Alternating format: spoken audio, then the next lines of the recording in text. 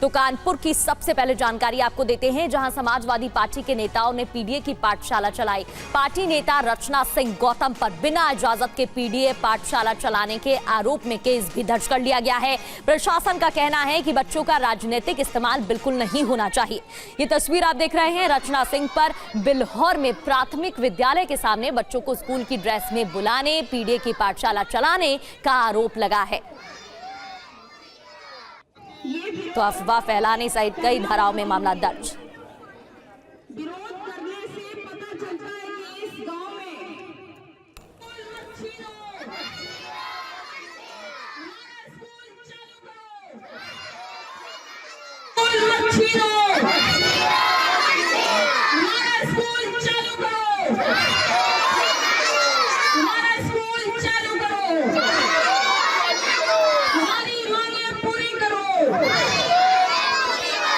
UEN Jaipur is a perfect target for prospective students aspiring for good jobs, good education with future-ready skills. हमारी मांगें पूरी करो। क्या एक साथ एक आवाज बनकर अपने हक और अधिकार संविधान के लिए लड़ाई नहीं लड़ेंगे क्या? हमें लड़ना पड़ेगा और अपने विद्यालय को बंद नहीं होने देना है।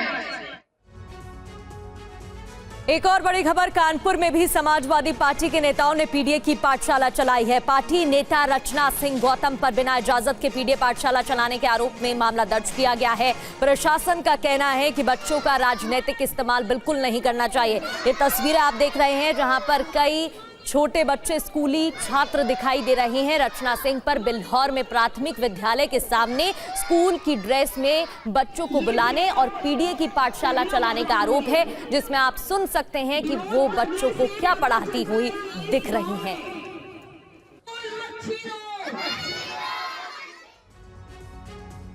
और ऐसा एक मामला भदोही से सामने आया, जहां समाजवादी पार्टी की नेता अंजनी सरोज के खिलाफ एफआईआर दर्ज की गई है। इसके विरोध में समाजवादी पार्टी के नेताओं का एक प्रतिनिधिमंडल डीएम ऑफिस पहुंचा और अंजनी सरोज के खिलाफ दर्ज एफआईआर वापस लेने की मांग की गई। ऐसा नहीं किए जाने पर समाजवादी पार्टी ने विरोध प्रदर्शन और आंदोलन की चेतावनी तक दे डाली है।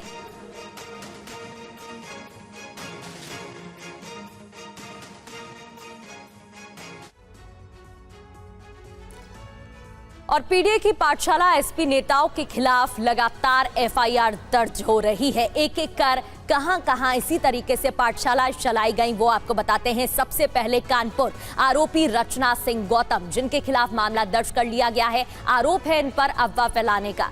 भदोही की बात करें तो भदोही में अंजनी सरोज पर मामला दर्ज किया गया है। बच्चों से पार्टी का प्रचार कराया गया, यह आरोप इन पर लगा है। तीसरा मामला कहां का है वो भी आपको बताते हैं। भदोही में अंजनी के खिलाफ मामला दर्ज हुआ है, तो एसपी कैसे इसका विरोध कर रही है ये भी समझ लेते हैं। एफआईआर वापस लेने की मांग की जा रही है। इसके अलावा बड़े आंदोलन की धमकी की जा रही है। इसके अलावा यह भी कहा जा रहा है कि सरकारी कार्यालयों का घेराव किया जाएगा, आवाज उठाई जाएगी अगर ये मामले जो उन पर दर्ज किए गए हैं एफआईआर वापस नहीं ली जाती है। एसपी इस तरीके से विरोध कर रही है। लेकिन अब बात सहारनपुर की कर लेते हैं, क्योंकि यहां समाजवादी पार्टी के नेता फरहाद आलम ने अपने घर में पीडीए पाठशाला खोली। अपने घर में ही वो बच्चों को पढ़ा रहे थे। इस पाठशाला में बच्चों को पढ़ाने का तरीका राजनीतिक रंग में रंगा हुआ है। यहाँ ए फॉर एप्पल नहीं है, ए फॉर अखिलेश यादव है, और बी फॉर बॉल नहीं है, B for Baba Saheb Bhimrao Ambedkar, D for Dimple Yadav और एम फॉर मुलायम सिंह यादव पढ़ाया जा रहा है।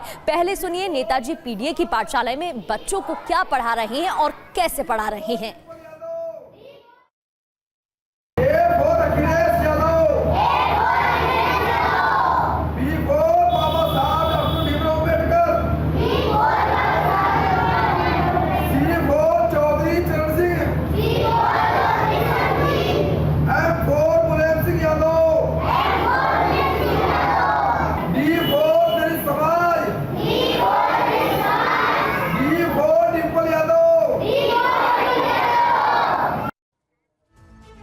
तो समाजवादी पार्टी के नेता फरहाद आलम का ए फॉर अखिलेश पढ़ाने के पीछे क्या तर्क है, उन्होंने क्या कहा है वो भी सुन लीजिए। ए फॉर एप्पल और ए फॉर अखिलेश, आप भी हम भी जो स्कूलों पढ़े, हमने तमाम नेताओं को सिलेबस पढ़ा है।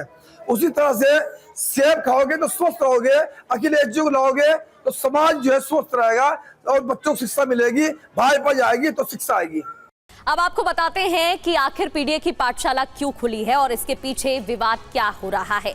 क्या हो रहा है विवाद, ये भी आपको समझा देते हैं। दरअसल उत्तर प्रदेश में प्राइमरी स्कूलों के मर्जर का विरोध शुरू हो गया है। कुछ प्राइमरी स्कूलों के मर्जर का आदेश है कि 50 से कम छात्रों वाले स्कूलों के लिए आदेश जारी किए जाएं। एसपी ने सरकार के खिलाफ मोर्चा यहां पर खोल दिया है। विवाद क्या है? बच्चों का राजनीतिक प्रचार के लिए इस्तेमाल किया जा रहा है। स्कूल यूनिफॉर्म में बच्चों को सियासी पाठ पढ़ाया जा रहा है। स्कूल में ए फॉर अखिलेश और डी फॉर डिंपल पढ़ाया जा रहा है, जिसको लेकर विवाद खड़ा हो गया है और इन पर आरोप लगे हैं और मामला भी दर्ज हो गया है। तो पीडीए की पाठशाला पर अखिलेश यादव की प्रतिक्रिया भी सामने आई है। उन्होंने कहा है कि पीडीए के लोगों से भेदभाव हो रहा था, इसलिए पीडीए पाठशाला की जरूरत पड़ गई और तभी इस तरीके के पाठ पढ़ाए गए। सुनिए। आप शिक्षा को क्यों छीन रहे हैं? शिक्षा का अधिकार का कानून है कि आपको शिक्षा मिलेगी और फिर ये तय है कि आपके घर के पास हो स्कूल। शिक्षा इस पे इन्हें ध्यान नहीं है, इन्हें ध्यान है कि वोट कहाँ पड़ेगा। ये तमाम स्कूल वो बंद किए जहाँ पर बूथ बनते थे और समाजवादी पार्टी जीतती थी। ये पॉलिटिकल डिसीजन है।